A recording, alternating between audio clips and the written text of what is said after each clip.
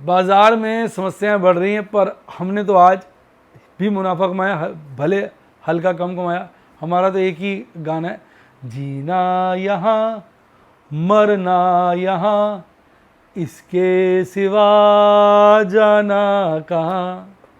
Operator हमको फंसाए यहाँ, हमने तो पैसा बनाना यहाँ। चाहे हमको वो कितना कोशिश करे लूटने की, हम भी नहीं हारे यहाँ, हमने तो उसको पछाड़ना यहाँ। तो भैया हमारा तो यही गाना है। प्रभु के आशीर्वाद से, प्रभु की कृपा से हमने और आपकी शुभकामनाओं से थोड़ा प्रॉफिट कमाया, हल्का ही कमाया। कुछ रोल ओवर्स किए हैं जिसमें लॉस है वैसे तो, जिसकी चर्चा मैंने आज की वीडियो में डिटेल में करी है। आप इस माहौल में क्या कर रहे हैं कमेंट में लिखिएगा।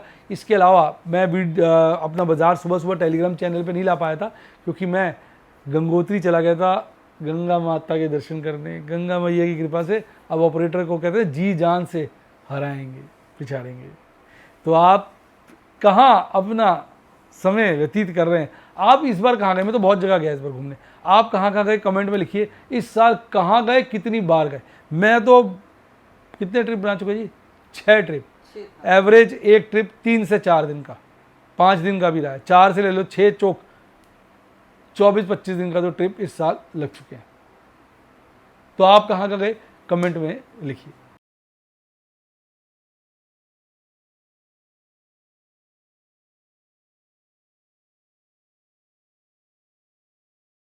शेयर बाजार बहुत ही खतरनाक जगह है। यहाँ एक भूल ही फाइनेंशियल तबाही के लिए काफी है। मैं केवल एजुकेशनल वीडियोस ही बनाता हूं, मैं कोई बाय सेल रिकमेंडेशन नहीं देता हूं। चर्चा किए गए स्टॉक उदाहरण के लिए हैं और खरीदने या बेचने की कोई रिकमेंडेशन नहीं है। मेरा यह मानना है कि शेयर बाजार में निवेश किसी के कहने पर नहीं करना चाहिए, बल्कि अपने रिस्क एपेटाइट और जानकारी के हिसाब से करना चाहिए। सदा याद रखें, जिसने ली टिप उसकी हुई डिप। शेयर बाजार में निवेश जोखिमों के अधीन है। निवेश करने से पहले सभी संबंधित दस्तावेजों को ध्यान से पढ़ें। हाय गाइस, आपका स्वागत है आपके अपने show MKJ talks for investment इन हिंदी में। कैसे हैं भाई? आज एक बड़ा विचित्र सा बाजार में काम हो रहा है। जहाँ एक तरफ एशियाई बाजारों की बैंड बजी, वहाँ दूसरी तरफ यूरोपियन और अमेरिकी बाजार जश्न मना रहे हैं। ये जो इसराइल और हमास की लड़ाई है, ये कंफ्यूजिंग पेचीदा सा मुद्दा बन गई है। अगर मैं सही मायने में देखूं इसको,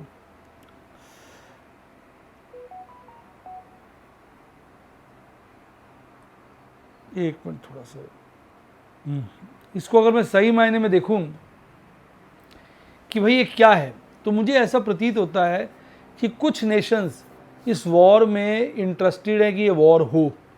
क्योंकि मैं देख रहा था ऑयल प्राइसेस बढ़ रहे हैं, क्योंकि हर एक आदमी का अपना इंटरेस्ट होता है ना। अगर वॉर का कन्फ्लिक्ट जारी रहेगा तो डेफिनेटली ऑयल प्राइसेस बढ़ेंगे। तो कुछ नेशंस जो ऑयल बनाते हैं उनको तो अच्छा मुनाफा हो जाएगा। तो उनका इंटरेस्ट तो इस बात में है कि लड़ाई कंटिन्यू रहे। भले वो ऊपर से ये दिखा रहे हो कि ये गलत है, लड़ाई ना हो, पर कहते हैं इंटरनल, हाथी के खाने के दांत कुछ और, डार्लिंग दिखाने के दांत कुछ और होते हैं। तो ऐसा भी हो रहा। दूसरा मुझे लग रहा है कि यहाँ 2 गुट ना बन जाए। जैसे आप देखेंगे ईरान की बात करें, रशिया की बात करें, वो हमास को सपोर्ट कर रहे हैं। अगर आप अमेरिका की बात करें, ब्रिटेन की बात करें, यानी इस तरह की वेस्ट कंट्रीज़ की बात करें, तो वो इसराइल को सपोर्ट कर रहे हैं। तो अगर ये 2 गुट बन जाएंगे तो फिर मामला और ख़तरनाक हो सकता है। इसके बीच बाज़ार में ना उल्टे पुल्टे कार्य होते रहेंगे। जैसे मैंने आपको आज ही फरमाया, देखो मैं आपको बताता हूँ, मतलब आप खुद भौचक्के रह जाएंगे। आपको समझ में आएगा कि यार ये क्या है, व्हाट इज़ दिस, ये षड्यंत्र क्या है। अब मैं पहले बात करता हूँ एशियाई बाजार। तो एशियाई बाजार सारे के सारे गिरकर बंद हुए, इंक्लूडिंग इंडिया। और सबसे बड़ी गिरावट अगर आप देखेंगे तो जापान में देखने को मिली 2% से ज़्यादा की, और बहुत कई इंडेक्स 1% से थोड़ा ज़्यादा या हल्का कम गिरकर बंद हुए। ये पोजीशन में एशियाई बाजारों की बता रहा हूँ। एशिया में कोई भी बाजार ऐसा नहीं था जो हरे में बंद हुआ। अब यूरोप चलते हैं। यूरोप में सारे बाजार हरियाली में, और रशिया की तेजी अकेलोते ही देखेंगे 1.25% है, और बाकी सब बाजार 0.5% के लपेटे में है। एक स्विट्जरलैंड है जो ना के बराबर 0.08% गिरा हुआ है। अमेरिका चलते हैं। अमेरिका में चारों इंडेक्स 1 से 1.5% की मजबूती के साथ ट्रेड कर रहे हैं। मैं यूएस की बात कर रहा हूँ। कनाडा भी और ब्राज़ील दोनों 0.25% से ज़्यादा गर्म है। यानी कितना वक्त वक्त पर, घड़ी घड़ी पे समय बदल रहा है। माहौल जो है बड़ा विचित्र है, माहौल जो है बड़ा खतरनाक है, और माहौल जो है वो मौके और धोखे दोनों देगा। आज भारतीय बाजारों में भी काफ़ी पंगा रहा। मैं आपको दिखाऊंगा कैंडल जो बनी है, वो कैंडल भी यही बात दर्शा रही जो मैं बोल रहा हूँ। देखिए भारतीय बाजार की कैंडल देखिए, बिल्कुल सेट इन डिसिसिव डोजी।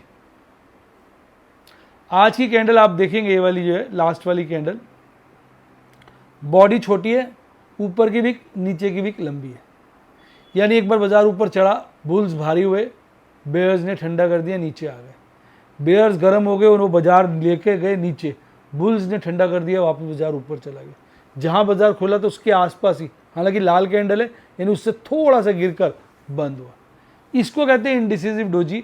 मतलब बाजार समझ नहीं पा रहा, जाए तो जाए कहाँ, ऊपर जाए या नीचे जाए, कोई तो हमें ये बतलाए। यानी वो वाली बात है, बाजार बिल्कुल कंफ्यूज है, इनडिसिसिव डोजी है। और ये कई तरह से ना इनडिसिसिव डोजी है, जिसके लिए दोनों तरफ के रास्ते ओपन है। देखिए पहली बात, कैंडल इनडिसिसिव डोजी है। दूसरी बात, कैंडल की लोकेशन जो है वो बिल्कुल मिडल बोलिंजर बैंड पे है। यानी ऊपर जाने के रास्ते भी खुले, नीचे जाने के रास्ते भी खुले। हालांकि हल्का सा पॉजिटिव, ना के बराबर पॉजिटिव है कि मिडल बोलिंजर बैंड के ऊपर ही ओपनिंग और क्लोजिंग है, लेकिन बॉडी तो सारी ऊपर है पर विक नीचे भी है। तो बाजार में कोई क्लैरिटी नहीं है। अगर आप MACD चार्ट पे जाएंगे तो वहाँ पे बुलिश क्रॉसओवर बन गया है, पर वो बड़ा रेंगता सा क्रॉसओवर है, बुलिश, यानी गैप ना के बराबर है। MACD चार्ट पर MACD लाइन और सिग्नल लाइन का गैप ना के बराबर है।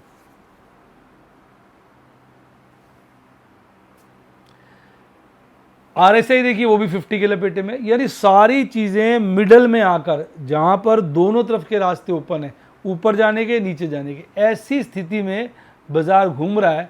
तो किसका बाप भी जो है कंफर्म नहीं कर सकता कि बाजार में होगा क्या। अपन तो चीज़ ही क्या है, ऑपरेटर ने इतना मामला देखिए। और अब देखो मार्केट मूड भी साला 50 के लपेटे में, यानी हर चीज़ ऐसी जगह पे खड़ी है जहां दोनों रास्ते खुले, ऊपर जाने के भी नीचे जाने के। मार्केट मूड 50 पर, कैंडल मिडल बोलिंजर बैंड पर, RSI 50 के लपेटे में, और बुलिश क्रॉसओवर ना के बराबर है, यानी वो भी 0 है। यानी सब चीजें मिडल पे खड़ी है। ऐसा आपने कब देखा है? कमेंट में मुझे बताइए, कब देखा। मुझे तो याद नहीं कि इस तरह की चीज मैंने देखी हो, जहां हर चीज बिल्कुल सेंटर पे हो। तो टेक्निकली बाजार बड़ा खराब है। जैसा मैंने कहा, देखिए ऑयल कितने समय के बाद $90 के ऊपर आया। अक्टूबर में हाईएस्ट लेवल पर ऑयल आ गया अक्टूबर के।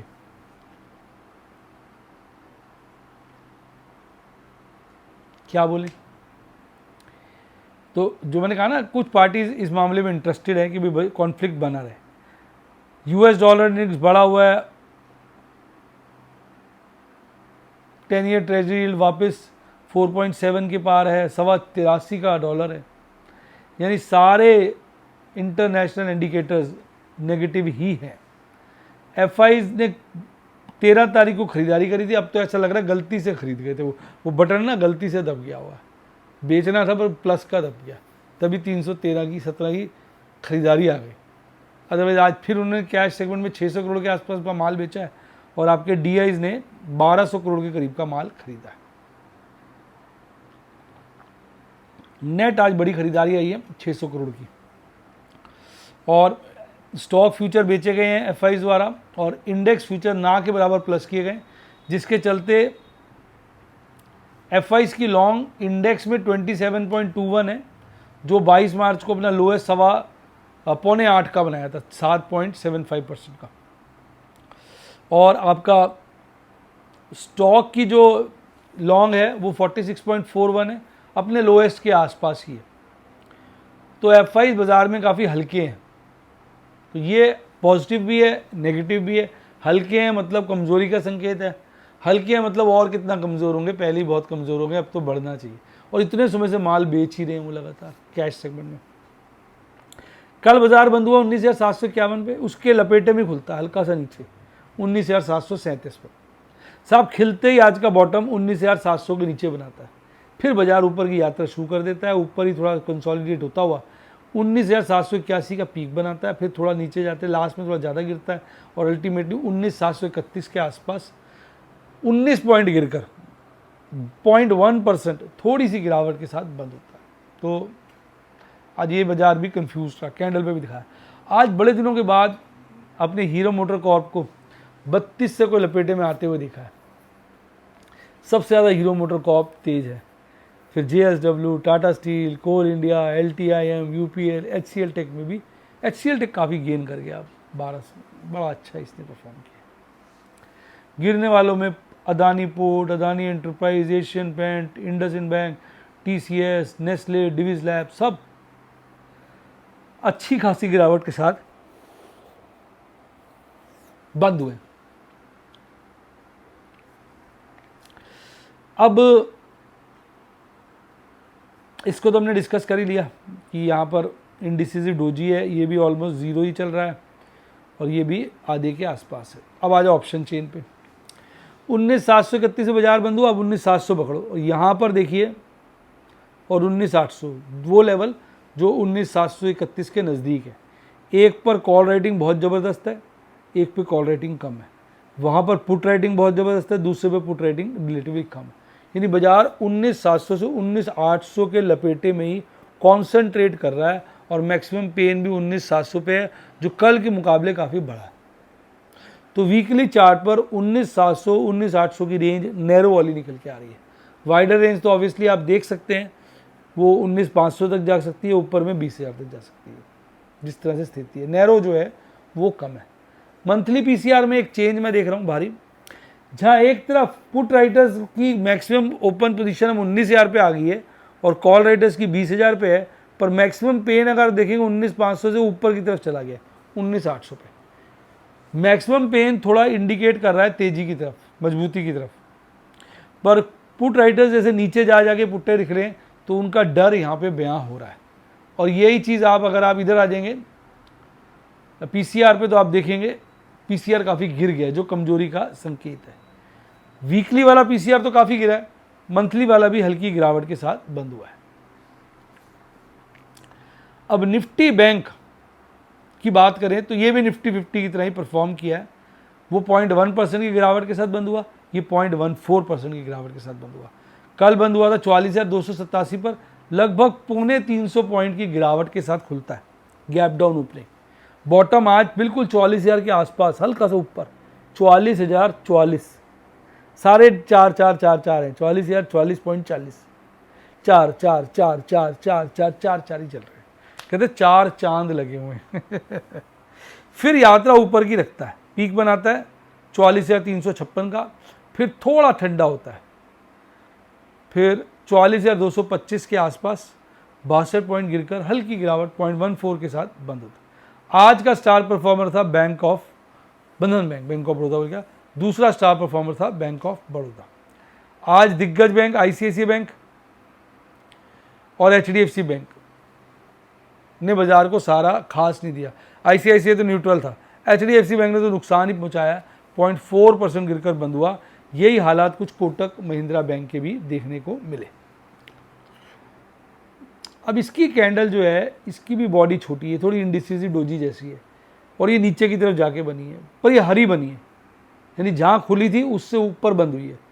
वो लाल थी, जहाँ खुली थी निफ्टी 50 की उससे नीचे बंद हुई है। हालत इसकी भी खराब है, वहाँ बियरिश क्रॉस बुलिश क्रॉसओवर था पर गैप ना के बराबर है, यहाँ बियरिश क्रॉसओवर है और गैप ना के बराबर है। RSI वहाँ 50 से हल्का ऊपर था, या 50 से हल्का तो नहीं कहूँगा, 5 पॉइंट नीचे है, तो यहाँ ये कमजोरी दर्शा रहा है और ये थोड़ा ए शेप फॉल भी बना रहा है। यानी निफ्टी बैंक थोड़ा कमज़ोर ही है, और निफ्टी 50 थोड़ा कंफ्यूज है। ये सारी कहानी आज की है। अब आप पीसीआर पे आ जाएंगे। वहां पीसीआर में पुट राइटर्स नीचे के लेवल पे जाके मैक्सिमम पोजीशन बना रहे हैं, ओपन इंटरेस्ट यहां ऊपर के लेवल पे, और यह कॉल राइटर्स भी ऊपर के लेवल पे चले गए और मैक्सिमम पेन जो है वहीं टिका हुआ है पर गिरा है। तो सारे विरोधाभास है। पीसीआर मजबूती का संकेत कर रहा है, कैंडलस्टिक डेटा जितना भी है टेक्निकल गिरावट का संकेत कर रहा है। तो ऑप्शन चेन एनालिसिस मजबूती कर रही है, पीसीआर भी हल्का सा मजबूती हुआ है या स्टेबल कह लो। तो पीसीआर और ऑप्शन चेन एनालिसिस कहीं भी कमजोरी नहीं दर्शा रहे, वहीं टिके हुए हैं, पर कैंडलस्टिक चार्ट पे कमजोरी है। पर देखो अपने ने तो आज भी प्रॉफिट कमाया है, तो 17,500 का प्रॉफिट। आज बहुत सारी रिस्की ओपल और बैरल की पोजीशनें बनाई है, 10 बहुत सारा, बहुत अच्छा। मैं दिखा रहा हूँ कि किस तरह से बुरे माहौल में भी हिम्मत करनी पड़ती है। एक स्क्वायर ऑफ है, 2 इंट्राडे हैं, 2 नई पोजीशन सेफ वाली हैं प्लैटिनम पर्ल रूबी की, और 3 मेरी कैश सेगमेंट की पोजीशन है। बेल में ना मैंने 2 बार काम किया। सुबह सुबह मैंने इसे खरीद लिया, लगा महंगा खरीदा है, मैं इसको स्क्वायर ऑफ कर रहा था, गलती से नज़दीक पर स्क्वायर ऑफ हो गया, 750-800 रुपये बचे होंगे, 855।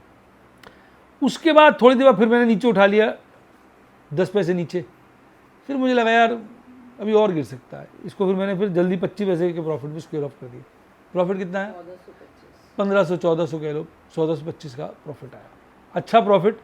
टाटा पावर की पुट जो फ्यूचर खरीदा था उसको आज स्क्वायर ऑफ करा और 15,200 के लपेटे का प्रॉफिट कमाया। कुल मिला के आज का प्रॉफिट 17,500 का है। लेकिन आपको बताऊं, मैंने एक रोल ओवर किया, इसके 4 सौदे थे मेरे टाटा कम्युनिकेशन के,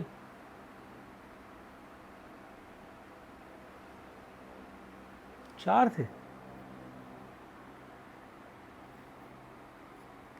3 थे, 2 स्क्वायर ऑफ कर दिए। देख लो एक बारी, कंफ्यूज हो गया मैं तो यार, इतनी पोजीशनें होती हैं, वैसे तो टिप पे रहती है मेरे, फिर भी यार कई बार आज इसमें ना बहुत सारा काम किया है मैंने एक्चुअली, तो मैं थोड़ा सा खुद चौंक सा गया।